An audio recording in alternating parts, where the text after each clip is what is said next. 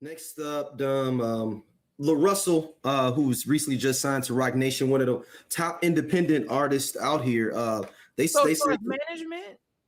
yeah, because Okay. he's all he like he's next level with. He said that the Roc Nation was trying to sign him. They tried to bring run number, and he was like, nope. And I waited like some years to come back. And they came up with nothing number way bigger, because he's doing all this stuff independent. Which so shout out to him, man. Russell's from the Bay, man. He started doing concerts in the back of his crib during the pandemic and like killed it. Ironically, Richie Rich, the rapper, tore his ACL on the stage at the beginning of his song on the stage, but he didn't realize, so he kept performing. But then he was like out for like a year from playing because he was old man. So it's you tear ACL, you out for a year for performing at a high level. But Russell had this stuff to say about Lil Wayne. He said Lil Wayne necessarily isn't. I haven't been saying too much anything, in his career or deepness. But let's let him say what he got to say, and we can talk. I had a moment in my journey where I had grew a disdain for Wayne, just because I started listening to everything. Like I started maturing as a human, and I'm like, damn. This nigga wasn't talking about nothing for a long time. And I think that's what his argument was. As someone who like grew up in these communities, right, and grew up with homies who I seen want to be bloods because they following Wayne and want to be gangster and want to shoot all the gun bar and shit. Right. Like I've seen the negative that he contributed to the community, and I had to look like, man, what are the songs where he really talked about something? Nah. He's when he said he want to lick the girl like a lollipop. That's what he's talking about, something. or kind of How to Love, like that era. That's the same era, actually. If I'm not I got one verse from Wayne. It's not even on a Wayne song where he was kind of being deep. It's on Hollywood Divorce. On Outkast. It's Outkast, him, and Snoop on Idlewild. Okay. And he talks about everything that happened with Katrina and stuff or whatnot. And it's pretty deep or whatever. But in general, I know some people are taking it like he's saying Lil Wayne is like a bad rapper. I don't think that's what he was saying. Lil Wayne is an awesome rapper, but let's keep it 100. He ain't been talking about shit though. He ain't healing the world. I mean, after you back it up, then stop. And what?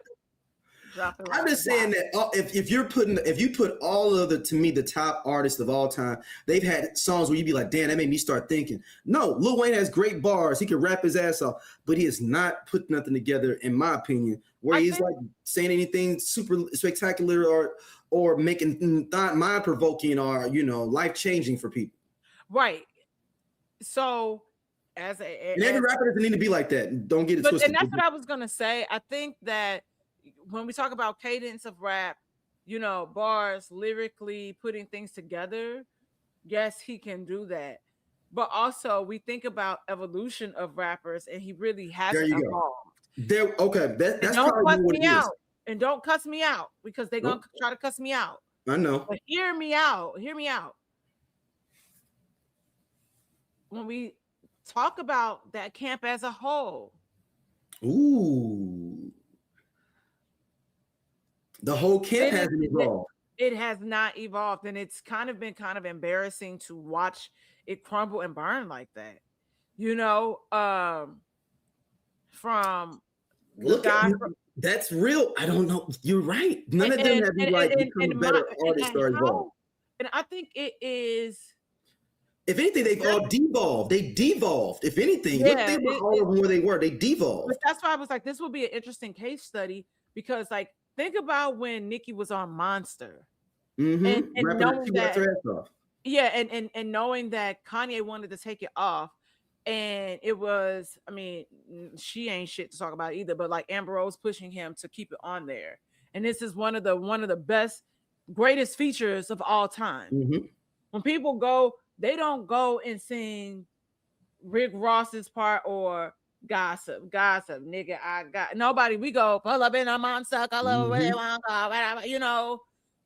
we with our bad bitch that came from street. Like, we all say that, we all know that.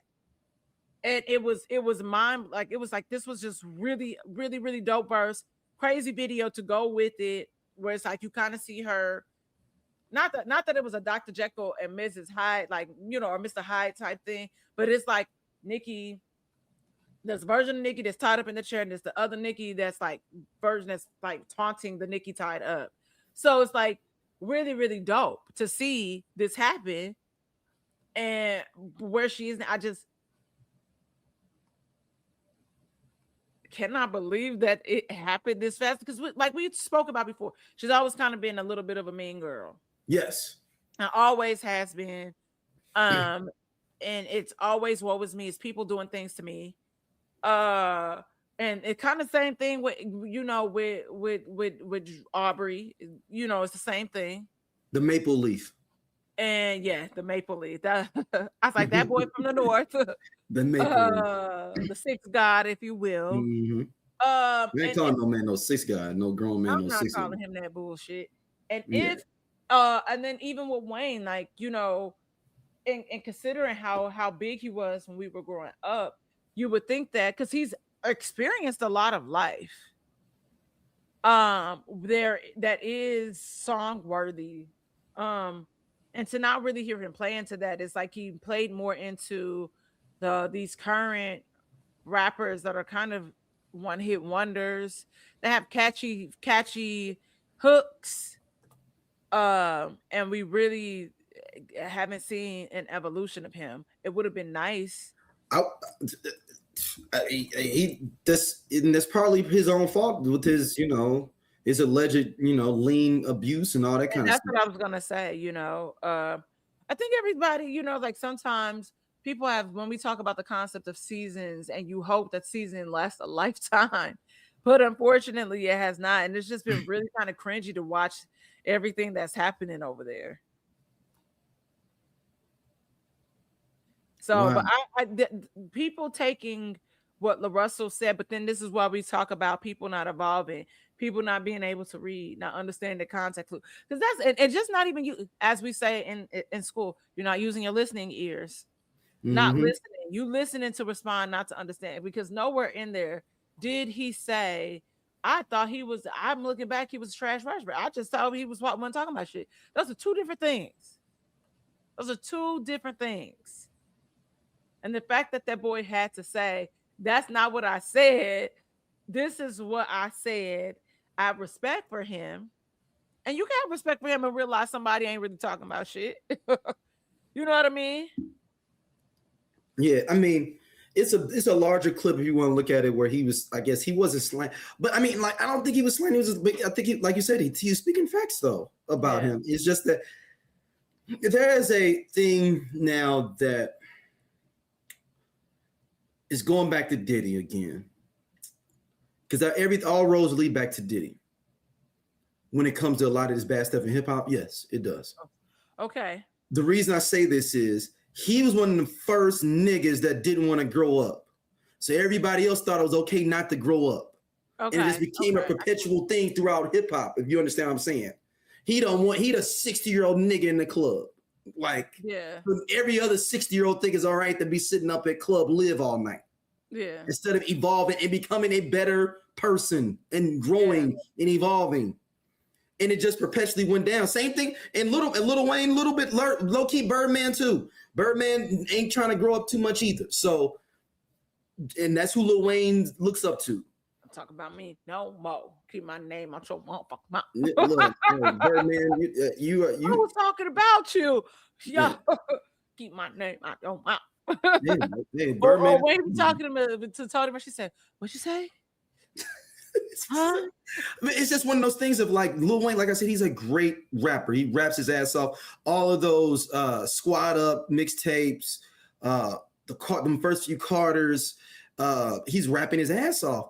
But how much, if you want to put him up against the let's say if you have a top 10 to 15 rappers ever, if you're going to give him the number for inspiration or talking about real shit on his records, he's not going to get a lot of points comparatively to those other rappers. Yeah, absolutely not.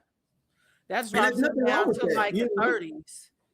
Yeah, people taking it as like you're saying that Rain's not a good rapper. Right, but like we go back to what we said, it is the time, the time that we were in, what was happening. He was making club bangers. The production value is there. So there are certain things that why people say that he's one of the greatest rappers of all time. There's a, I mean, it's the production value of everything. But the fact that I only can name probably, well, and for real, we take Lollipop away. One song that I could think of off the top. And Wayne does have songs that are deep. Let me take that back. And but where they permeated, all y'all niggas like Lollipop, like you said. Y'all ain't caring about them other ones. They not. All right. Yeah, I mean. Hey y'all, if you like what you see here on Everyone Needs an Aquarius, be sure to hit that button right there. It'll take you to more clips, and be sure to like, subscribe, and share our podcast. See you back next time.